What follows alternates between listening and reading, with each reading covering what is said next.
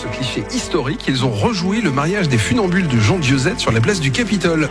Il y a 60 ans, ce sont de vrais amoureux qui s'étaient dit oui, à 14 mètres de hauteur. Et la photo mythique avait fait le tour du monde, c'était il y a 60 ans. Un couple de funambules que Jean Dieuset avait suivi, juché sur les épaules du père de la mariée, pour réussir à immortaliser l'instant.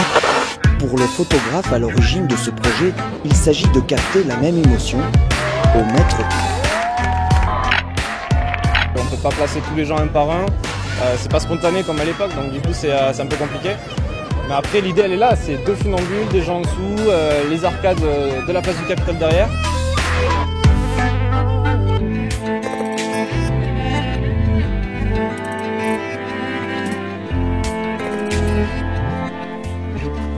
Avant d'être l'histoire d'une photo, sur les pas de Dieuset est l'histoire d'une rencontre.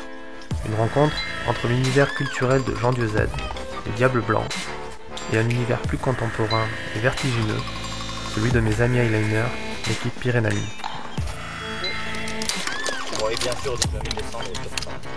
La eyeline, je dirais, c'est ce qui a remis le funambulisme un peu au goût du jour, parce que il a toujours existé dans le milieu circassien.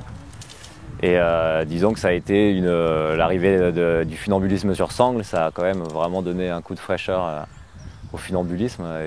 Et du coup, on a vu beaucoup de gens commencer à pratiquer énormément dans les parcs, au sol, et de plus en plus aussi, même si c'est plus marginal, en version donc aérienne, en falaise, en montagne. Pour monter une eyeline, il faut quand même avoir des bases solides. C'est pas une installation qui doit se faire de manière aléatoire. C'est sûr que c'est pas anodin. Je pense qu'il faut qu'il y ait des personnes qui soient compétentes pour arriver à monter des lignes, que ce soit en montagne ou même en ville. Nous, on est une équipe donc Pyrénaline. Notre passion, c'est ça. On est toujours plusieurs. Une eyeline, ça se monte rarement seul. Et on est entraîné. C'est notre dada, quoi. Ce qu'il y a de bien avec cet esprit-là, c'est qu'on va se retrouver seul sur la ligne, mais il y a un projet de groupe à la base pour équiper l'endroit, équiper le spot et monter la ligne. Pour la première, donc le premier entraînement en plein air, on a choisi des highlines à San Miguel del Fai. C'est un village de Catalogne qui est vraiment superbe et ça fait un magnifique cirque qui se prête parfaitement à tendre plusieurs highlines. On a choisi ce lieu parce que déjà ça fait partie des Pyrénées et c'est quand même notre terrain de jeu privilégié. Ça va être un joli cadre pour répéter.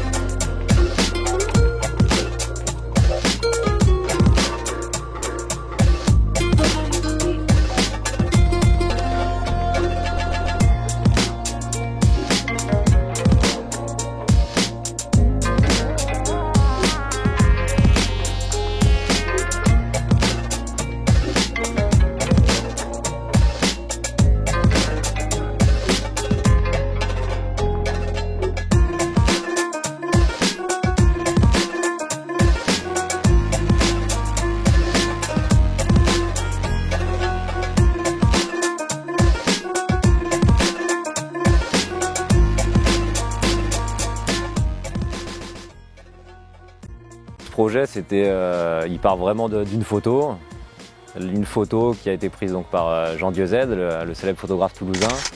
Et l'idée de Fred Marie, dès le départ, c'était reconstituer la photo, reproduire la photo. Cette photo, elle avait été prise en 1954 lors d'un événement place du Capitole, donc vraiment l'endroit le plus emblématique de Toulouse. Et c'était un mariage de funambules qui s'appelait les Diables Blancs. Il y avait une foule incroyable pour assister à l'événement, un curé juché sur une échelle de pompier pour bénir le mariage. Et du coup, le projet de départ, ça a été reconstituer l'événement, mais en changeant donc, le câble par une sangle. Donc, ce qui amenait pas mal de défis techniques. Et du coup, donc, voilà, reproduire l'événement le plus fidèlement possible pour faire la même photo.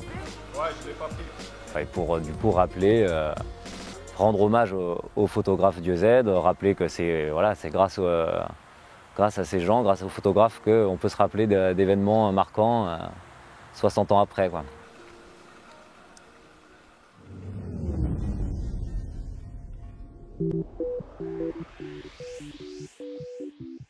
Dès le début du projet, on a eu la chance de pouvoir rencontrer Jacqueline Diozède, donc la veuve de Jean Diozède.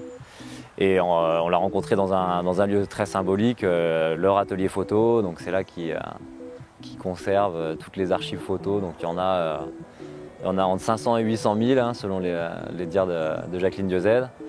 J'ai l'impression que c'est celle-ci. Ouais.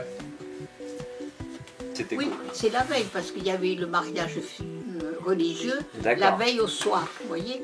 Et là, il y a des lieux. C'est un endroit un peu magique où pour nous, c'était vraiment un honneur, c'était un privilège d'être dans ces lieux et de pouvoir du coup consulter les images d'archives de 54.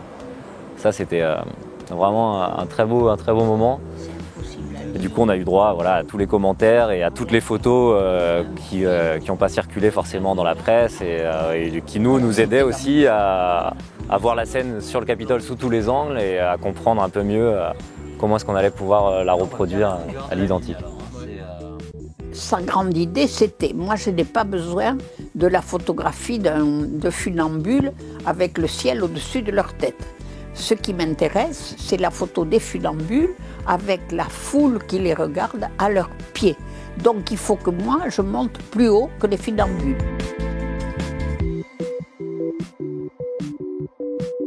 Et donc mon mari, il n'avait pas d'alternative. Alors il avait pensé la veille, le mieux c'est que je monte sur un funambule. Et il l'a demandé au père. C'est vrai que c'est une photo qui a beaucoup compté. Elle a fait le tour du monde. C'est, je pense, une des photos de lui qui a été le plus reproduite. Elle a été reproduite dans Life. Et Life a écrit dans la légende, je ne sais pas si nos photographes auraient pris le risque de faire cette photo. En tout cas, il ne serait jamais revenu à reculons sur le fil. Parce que le père de la mariée, il a avancé mon mari jusqu'au marié. Regardez là, il n'est pas loin d'elle. Et après, il a reculé sur le fil. Alors les Américains, ça les a époustouflés qu'on puisse reculer sur le fil. Le défi technique pour monter la Highline sur la place du Capitole, c'était de respecter toutes les contraintes qui nous étaient imposées par la mairie et qui s'expliquent du fait qu'il y a un parking souterrain et du coup un plan de charge à respecter. Et on a dû utiliser donc une structure mobile et légère pour pouvoir avoir des points d'accroche et installer notre Highline. Et ça, on a fait appel donc à un cirque qui s'appelle le Cirque des Cirques et qui vient de Cordes-sur-Ciel, donc c'était un nom prédestiné. On a eu le plaisir d'aller passer 3 jours là-bas pour faire un premier montage, découvrir et essayer pour la première fois de monter une Highline entre 2 mâts de chapiteaux. Et on a fait ça dans la cour du collège de Cordes-sur-Ciel parce que c'était du coup l'occasion de répéter devant du public et puis du coup de faire toute une animation autour de la slackline et du funambulisme en général. C'est que le photographe Jean Diozède, il était sur les épaules du père de la mariée. Cette journée-là, ça a été un retour au collège, quoi. Avoir des questions assez pertinentes en plus des collégiens qui étaient là dans cette classe, c'était vraiment un partage qui était plutôt réussi, je trouve. Ça fait 8 ans de dessin, ça se voit, j'espère. Ils sont bien pris au jeu et nous aussi. Et c'était plutôt sympathique, on va dire, de pouvoir faire partager ça à des collégiens. Et sur ses épaules, imaginez le photographe Jean Diozède avec son appareil photo. Donc avec Rémi, on s'entraîne beaucoup, mais on fait ce qu'on peut, mais c'est le sang que ça bouge beaucoup trop pour qu'on tienne. Et ensuite, se mettre à 3 sur une sangle avec quelqu'un sur les épaules, c'est complètement impensable. Donc on va quand même un petit peu simplifier la scène et Fred il sera lui en rappel accroché sur un des 2 mâts.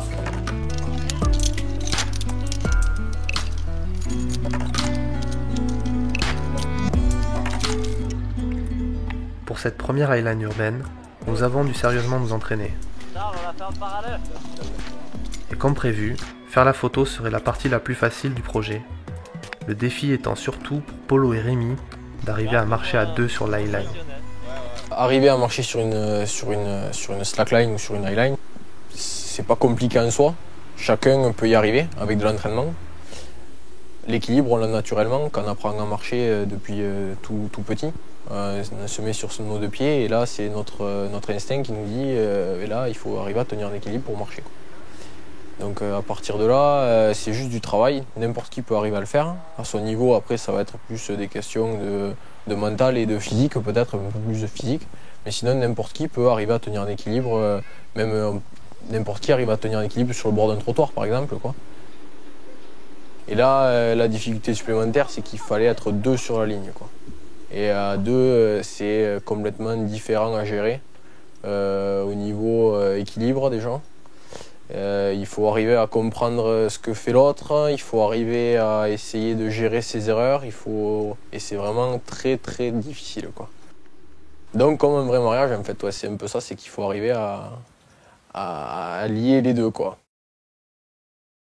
Ce qui a été vraiment chouette, c'est qu'on était donc avec Pierrot du Cirque des Cirques et d'autres personnes de sa troupe, de sa compagnie.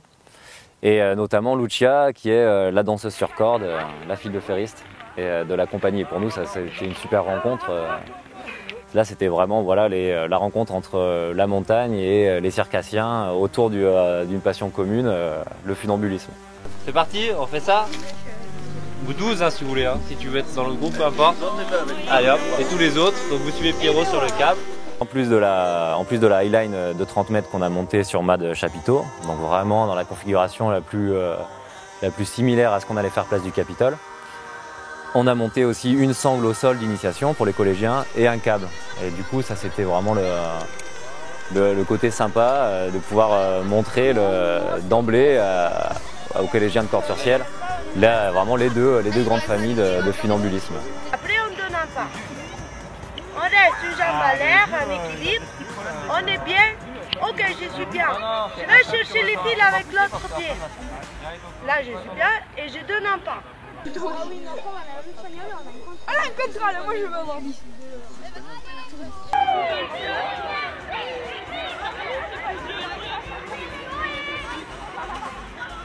Après, on fera ça un truc en haut. C'est moi le premier. Et après, le truc en haut, pas pour tout de suite. Peut-être vous vous entraînez, on revient dans un an. Peut-être vous pouvez essayer. Ouais, nous on va essayer de le faire après. Les difficultés techniques étaient là aussi. Il a fallu gérer le plein de charge au niveau du Capitole, gérer des blocs de plusieurs tonnes pour faire des lestes. Savoir comment faire pour ne pas qu'ils ripent sur la plage du Capitole. C'est ça pour faire l'avocat du diable, parce que quand ils vont me demander, ils vont me dire que ça passera pas. Il faudra expliquer. Oui, mais de toute façon, on va le respecter, mais c'est juste pour qu'on se dise, voilà, faut pas que... Non mais dans tous les pense cas, en fait, la limite. Moi le truc, si tu veux, c'est pas la limite de poids qui me fait peur. Moi, ce qui va me faire le plus chier, c'est que, si tu veux, les poids en béton direct sur le marbre, ça c'est mort. Tu vois. Et déjà ça va glisser, en plus de ça, on va l'abîmer, le marbre. De toute façon, ça c'est le premier truc à faire demain, je pense, c'est rappeler le service de la mairie. Pour bien repréciser exactement ce qu'il nous faut, c'est-à-dire 18 tonnes. Et Hervé il parlait de plaques de caoutchouc. Ou des plaques de caoutchouc. Il faut vraiment avoir quelque chose qui grippe bien sous les poids, quoi. Et le caoutchouc ça suffirait? Ben ouais, le caoutchouc à mon avis, t'augmentes la friction à mort, quoi. C'est comme des pneus de bagnole, c'est pareil. Hein. Alors, moi je me demande sur le plan, parce que c'est vrai que là on en a mis 2 latéraux, est-ce que c'est vraiment utile, nécessaire? Là avec le ça, test, c'est dommage qu'il n'y ait pas Hervé là, parce que c'est lui qui pense gérer ça. Mais avec le test d'aujourd'hui, en sachant qu'on en a quoi sur les côtés, on n'a pas d'effort latéral. Sur le latéral, il n'y a rien. Sur le latéral, donc là on est en équilibre. Donc, je veux dire, si on en a, 1, 2, vraiment ici positionnés comme ça, et les 2 de l'intérieur, qu'on resserrera peut-être un petit peu. Mais sur l'échelle du plan, ils sont un petit peu loin. Au banc. Peut-être les avoir donc plus par ici, quoi. On peut les rapprocher un petit peu à l'échelle, ça viendrait tout au bout du crayon à peu près là. Donc ça resserre, et le resserrer par ici quand même, question de sécu. Et en gros ça va nous faire à la perpendiculaire comme ça, le banc ça va le mettre à 7 mètres, toi, de l'axe vraiment latéral. ils étaient vraiment axés comme ça, pile en face, quoi. Ouais. Ils l'ont posé bien. Ouais, là, on le voit pas mal.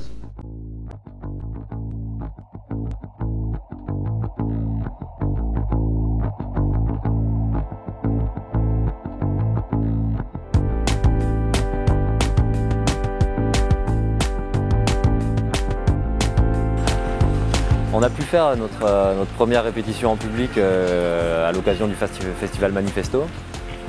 Ça, c'était l'occasion s'y prêtait parfaitement parce que c'était un événement photo. C'était la soirée de clôture, donc il allait y avoir un peu de public. On était du coup cours d'Ilon, au bord de la prairie des Filtres, à côté du château d'eau. Et il y avait encore les containers de l'exposition Manifesto. Et du coup, ça nous a permis, première fois en public, de marcher en costume sur la sangle.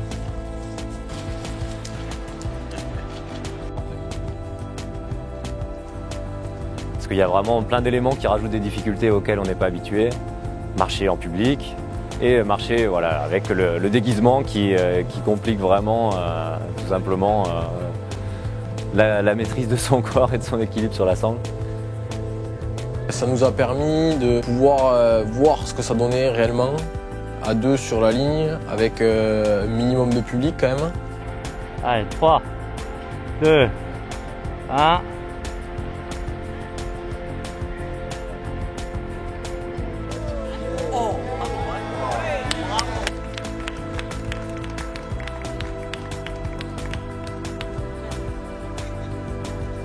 On savait que la ligne sur le Capitole allait approcher à grands pas, quoi. Donc c'était le moment où il fallait arriver à... Là c'était le moment, quoi. Il faut tout donner, quoi. Allez, le bisou, sur la joue. La dernière ligne, après. Quelle faculté d'improvisation.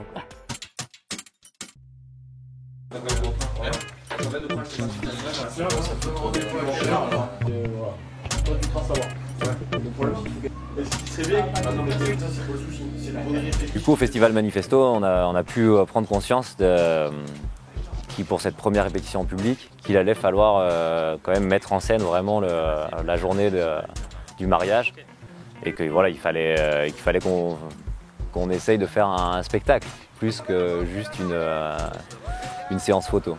On ne se rend pas debout parce qu'en fait là ils sont à genoux. On dirait qu'ils sont debout mais la robe. Les deux sont à genoux. Ouais. Le jour J, ça a été quand même, on va pas se le cacher, une journée un peu de trac et de stress.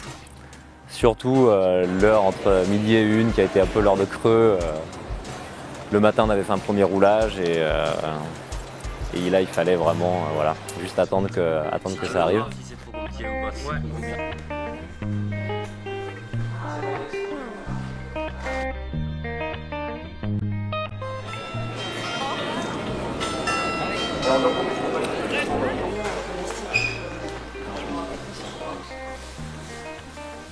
J'ai fait le choix de me travestir en femme pour ce projet.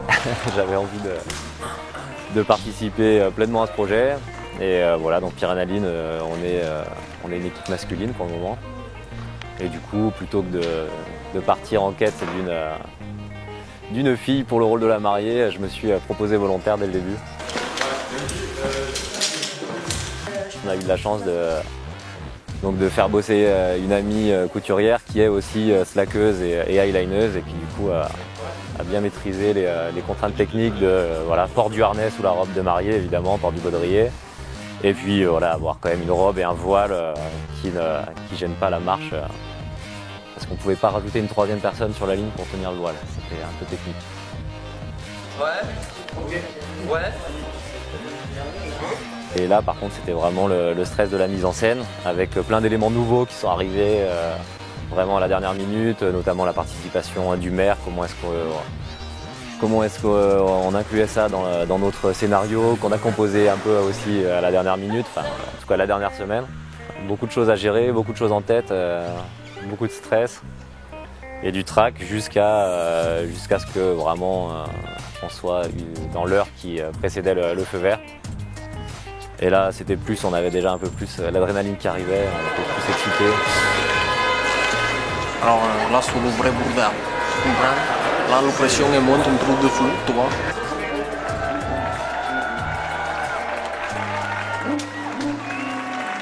On est descendu du Capitole en rappel du balcon du Capitole.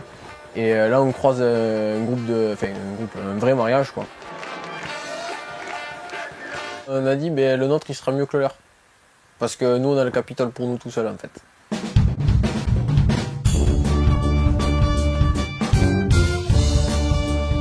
On s'est essayé donc à l'exercice de la reproduction, autant de la photo que de l'événement. Et forcément, on a dû adapter certaines choses, à commencer par le fait que nous on n'évoluait pas sur un câble mais sur une highline. Donc voilà, il faut savoir qu'un câble s'est tendu à presque 1,5 tonne, 2 tonnes. Donc qu'on soit 1, 2, 3 ou 4 personnes sur le câble, ça change vraiment rien à l'équilibre. Tandis qu'une sangle, c'est quelque chose de beaucoup plus souple. C'était une partie importante du fait que notre reproduction n'allait pas être totalement fidèle à ce qui s'était passé il y a 60 ans. Mais il n'empêche que voilà, le but d'un hommage, c'est de refaire vivre l'événement, de rappeler, de commémorer ce qui s'est passé il y a 60 ans.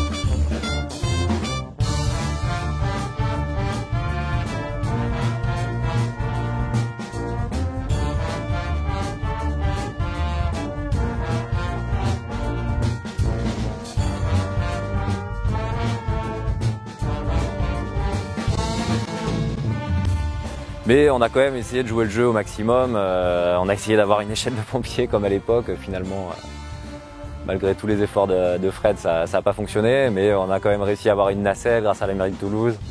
Et donc vraiment, quand même, du point de vue de la photo, on était vraiment... voilà, Fred a fait un bon travail là-dessus. Il s'est vraiment retrouvé avec le même angle de vue, la même distance avec Rémi et moi. Avec donc dans le champ de la photo l'abbé, notre faux abbé et le vrai maire de Toulouse qui a joué le jeu jusqu'au bout. Hein. On a eu l'impression que le maire prenait plaisir vraiment à participer à l'événement.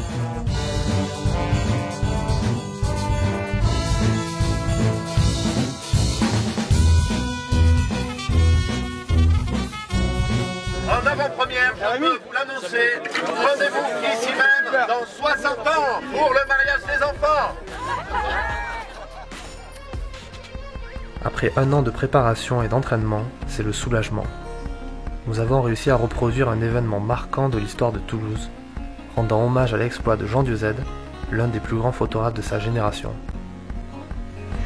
Très heureux d'être marié, mais un projet un peu fatigant et je me suis endormi pendant la nuit de noces malheureusement.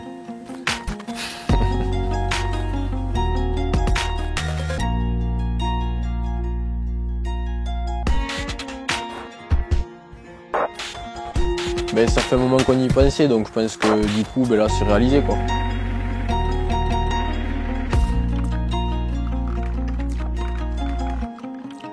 Du coup le prochain projet après le mariage, ça va être de s'envoyer en l'air.